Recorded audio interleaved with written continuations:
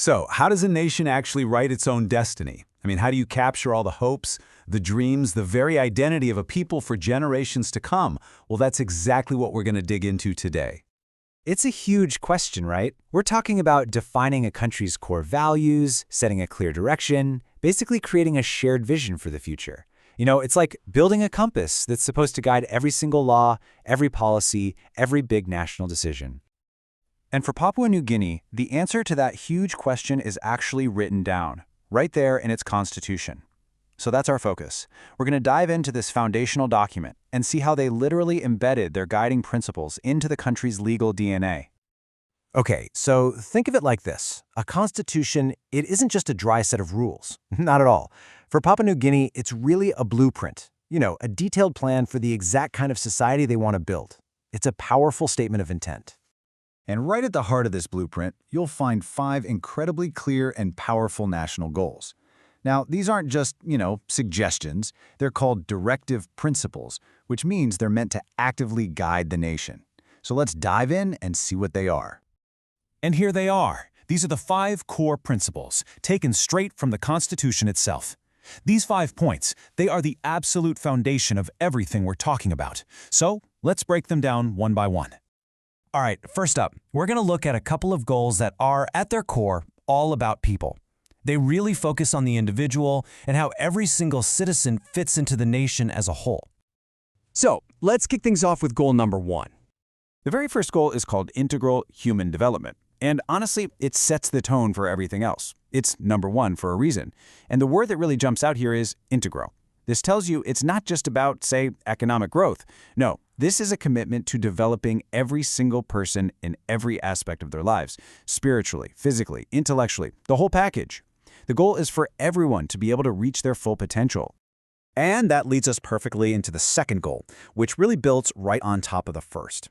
I mean, if everyone is developing as a whole person, the next logical question is, how do they participate in the life of the nation?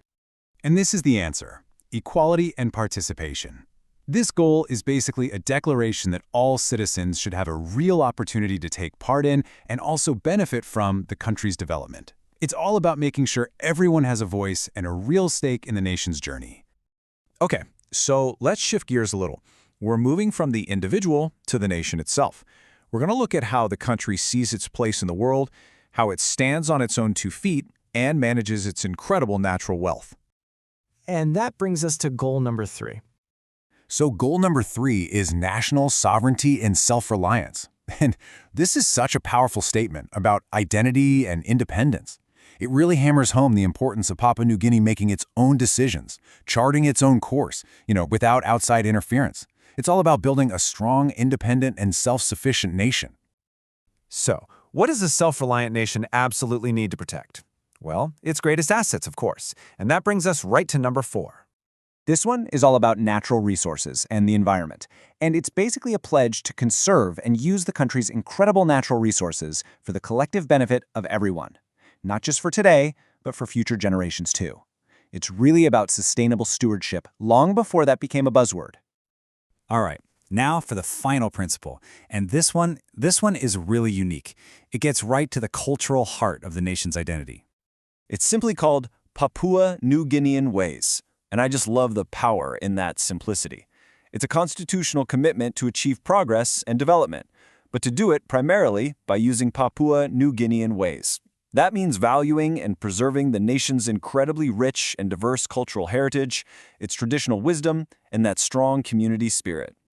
So when you step back and look at all 5 of these goals together, what do you actually have? It's so much more than just a list, right?